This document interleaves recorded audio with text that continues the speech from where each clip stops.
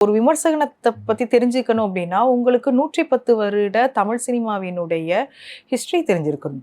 நீங்கள் குறைந்தபட்சம் ஒரு 50 இயக்குனர்களை பத்தியாவது தெரிஞ்சிருக்கணும். அவங்க என்ன படம் பண்ணியிருக்கிறாங்க அப்படிங்கிறது தெரிஞ்சிருக்கணும். நான் ஹிஸ்டரின்னு சொல்றது 1947 முதல் அப்படி நான் சொல்ல வரல. எங்கிருந்து எங்க வந்திருக்கோம் அப்படிங்கிற ஒரு டிராவல் தெரியணும்.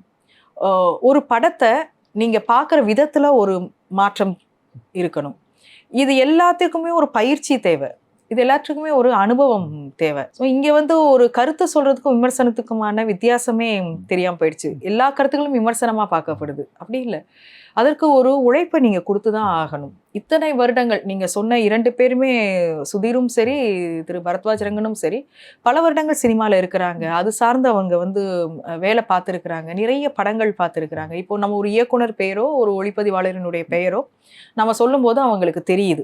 இது இல்லாம வெறும் கருத்து சொல்கிற விமர்சகர்கள் கிட்ட சில இயக்குனர்கள் பேர் சொன்னா அவங்க தமிழ் சினிமால இருந்திருக்கிறாங்களாங்கிற கேள்வி வரும்.